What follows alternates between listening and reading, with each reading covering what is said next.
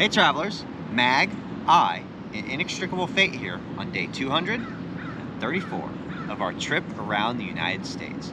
We made it to our destination last night in Sunnyvale, right outside of San Jose, and decided to call it a night a little bit early on our target list. That's because today is supposed to be an admin day on the schedule, so I should be taking care of laundry and other business. However, when I stayed with my friend Juan in Los Angeles, I was able to get my laundry knocked out, which means that I do not need an administrative day. Instead, Inxtricablfate and I are going to attack what we still had remaining on our target list from yesterday and begin working into the target list for tomorrow as well. Like yesterday, we really have no page or county targets to consider. Instead, we are going to be all about traditionals with a lot of favorite points and running after those virtuals so we can get to see the interesting and historic sites around the city. We only have about 40 miles to cover from here in Mountain View to make our way up to San Francisco to end our day. If we manage to make it there with some sunlight still on our side, we'll start into what we have on the list for that day as well. But I think San Francisco is probably about as far as we're going to make it with all the targets we have in front of us today. So let's see what this stretch of miles between Mountain View and San Francisco has in store. Come on, let's go. Our day's adventure begins at the historic Rengstorff House, Mountain View's oldest home. The historic home was built in 1867 by Henry Rengstorff, a prominent businessman who operated a ferry between San Francisco and Mountain View. This beautiful home can be found within the equally beautiful shoreline area, a 750-acre wildlife and recreation area on the edge of the San Francisco Bay. Not only is this nearly 4,000 square foot, 12-room structure the site of a virtual cache, but it is also available for rent, able to hold up to 150 guests. So definitely a place where you could hold a big party or a wedding. As the morning progressed, we continued to explore our way through Mountain View, one virtual and one statue at a time. One of the more interesting and unexpected virtuals we came across was a piece of the Berlin Wall sitting right outside of the Mountain View Library. The tearing down of the Berlin Wall, which measured at 12 feet high by 66 miles long, signaled an end to the Cold War, with two of those pieces finding their way to Mountain View in 2013. Do you see what I see? You know we're going to have to check this thing. Cross those fingers. Dial tone. That's a dial tone, baby. Number 3! Yes! Ooh, the sweet sound of success. Following our stop at the two pieces of the Berlin Wall on display outside of the Mountain View Public Library, we made our way over to the Cupertino Veterans Memorial. Dedicated on Veterans Day, November 11 of 2007 at 11 a.m., the centerpiece of this memorial is a statue called the Guardians. The Guardians, defenders of our freedom, ever watchful, remain back to back. The two soldiers in the centerpiece of the statue represent Cupertino's own Matthew Axelson and James Suh, two Navy SEALs who died fighting the Taliban in Afghanistan during Operation Red Wings. It was a joint military operation conducted by the U.S. in the Kunar province of Afghanistan. The intent of the operation was to disrupt the activities of local Taliban to further contribute to regional stability. The operation took a turn for the worse when a team of 4 Navy SEALs was ambushed by a group of local Taliban. 3 of the 4 Navy SEALs lost their lives during the battle. Then, a helicopter, sent to their aid, was shot down by an RPG-7, killing all 8 U.S. Navy SEALs and all 8 U.S. Army Special Operations aviators on board. Here at this Veterans Memorial, their heroism and bravery will be forever remembered. All right, you guys are gonna have to let us just geek out for a second here. This may seem like just a house in any other residential neighborhood to you, but this is the spot where Steve Jobs and Steve Wozniak in 1976 formed the Apple Computer Company and built 100 of the Apple I's right here in this garage. So this is an important piece of computer history and is a major milestone in getting to where we are today.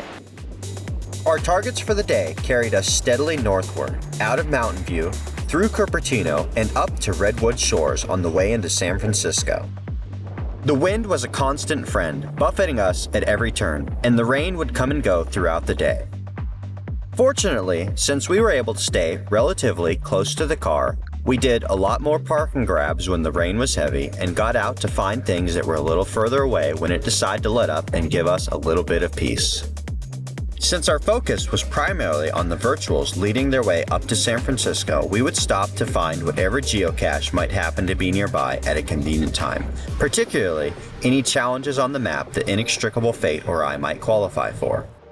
One of my personal favorites was the well-mapped cacher challenge hidden by B. Thomas, because it requires geocachers to have completed 3 Delorme challenges to qualify, and there are just not that many challenges out there based on the Delorme challenges.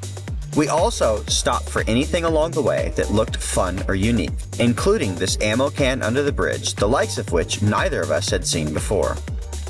After a momentary struggle of trying to figure out how to open this unique ammo can, we were able to crack the top and have a look through the swag inside.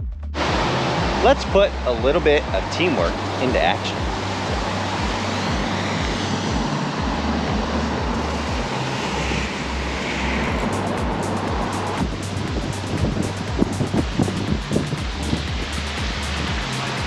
And that makes short work of a tough cache to do alone, but very easy to do when you're teamed up with a partner. I can't just have all the fun though. We gotta share a little bit with Inxtricablfate. We'll let him hoist this thing back up into position. She's ready, let her rip!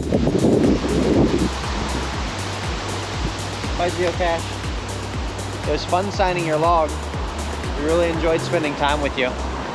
And so the geocaches go. Here and then gone, moving on to the next. Our last stop of the day brings us out to the gorgeous Milagra Ridge. Completely surrounded by urban development, Milagra Ridge forms what biologists refer to as an island ecosystem. The wildlife that can be found here is isolated from other habitats. Because of its unique nature, this habitat is easily susceptible to be invaded by foreign exotic species. It does, however, host a surprising number of threatened and endangered species, including the Mission blue and San Bruno elfin butterflies, as well as the California red-legged frog. All visitors are requested to stick firmly to the trails as the area is exceptionally sensitive to human disturbances. Beyond its unique island habitat, Milagra Ridge also features thousands of years of human habitation history. Evidence indicates that generations of the native Ohlone people had lived here, harvesting seeds, greens, and fruits. In the late 1700s, the Spanish missions established farms in the area, and the hills of Pacifica became part of Rancho San Pedro. From then until the mid-1900s, livestock could be found grazing their way across the hilltops. In more recent history, it was also an integral part of our coastal defense system. In the 1930s, the U.S. Army acquired Milagra Ridge as part of a project to defend San Francisco Bay. Over the next 2 decades, batteries were installed from San Pedro Point in the south to Wildcat Ridge in the north. The 16-inch guns found along this stretch could hit back at any surface vessel afloat, and no ship's guns could bear on the bay without threat of significant retaliatory fire. This network of batteries ensured that San Francisco Bay was the most strongly fortified seacoast defense in the entire United States. As part of that defense network, several 6-inch guns were mounted at Milagra Ridge. Then, in 1956, a Nike missile site, SF-51, was added to protect against surface-to-air missiles during the Cold War. Just a couple of years later, that site was converted to a nuclear-capable Nike Hercules system. We should consider ourselves very fortunate that this defense network never had to be utilized. The National Guard acquired the property in the early 1960s and began the work of demolishing all of the Nike missile sites and the gun emplacements. During this period of transition, the buildings were demolished, the launch elevators were buried, and the asphalt was removed. Eventually, the site was turned over to the city of Pacifica to be managed as a park, and in 1987, Milagra Ridge became a part of the Golden Gate National Recreation Area. Now, hikers and geocachers alike can hit the trails and enjoy not only the history, but the amazing views here at Milagra Ridge. All right, and that is going to do it for our day, working our way between Sunnyvale and San Francisco.